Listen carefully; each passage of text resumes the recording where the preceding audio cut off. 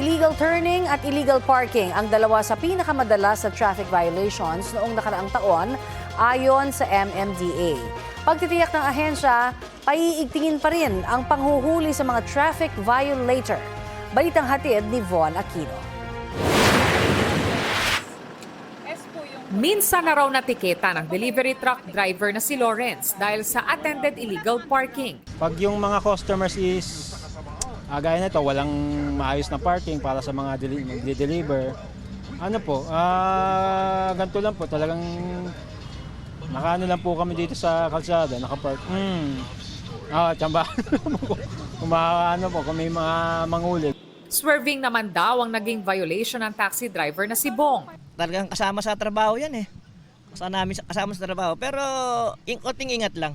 Sa datos ng MMDA Traffic Ticket Management Division nitong 2025, nangunguna ang illegal turning sa mga kadalasang traffic violation ng mga motorista. Sumunod ang unattended illegal parking, disregarding traffic signs, number coding scheme at attended illegal parking. Ang mga ito nila ay kombinasyon ng mga natikitan sa ilalim ng No Contact Apprehension Policy o NCAP at physical apprehension. Yung mga drivers talaga na siyempre, kung ano ang convenient kahit na illegal at nakaka-apekto sa ibang mga motorista, ginagawa. Halos hindi anya nagkakalayo ang mga bilang ng mga violations na ito sa mga traffic violations noong 2024. Para ma-forward lang ng ating mga kababayan na huwag nyo nang gawin yan at ma-apektuhan ang inyong, especially sa renewal ng lisensya at ng sasakyan.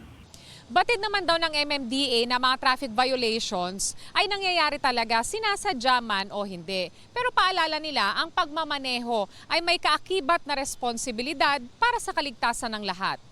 Ang mga lisensya naman ng mga mahuhuling traffic violator, hindi na muna pwedeng kumpiskahin alinsunod sa utos ng Transportation Department sa Land Transportation Office. Pagka po sila ay nahuli, yung ticket po, kukunin yung details nung nasa license.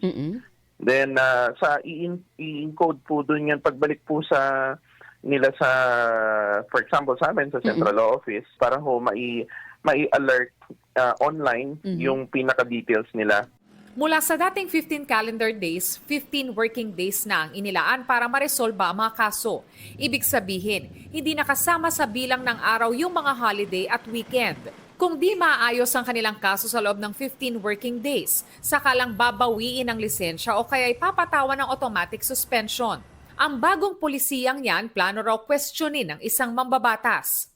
Nahuli ka on a Saturday, hindi ba? Tapos nahuli ka ulit on Wednesday, hindi ba? Malalaman po ng traffic enforcer on Wednesday kung nahuli ka ng Saturday. I don't think so. Nakasaad daw kasi sa traffic code na 15 calendar days ang inilaan para sa pagresolba ng traffic violation. Sa ngayon po doon sa direktiba po ng DOTR, temporary muna, siguro magbabalangkas pa ng mas magagandang mga rules. Von Aquino nagbabalita para sa GMA Integrated News.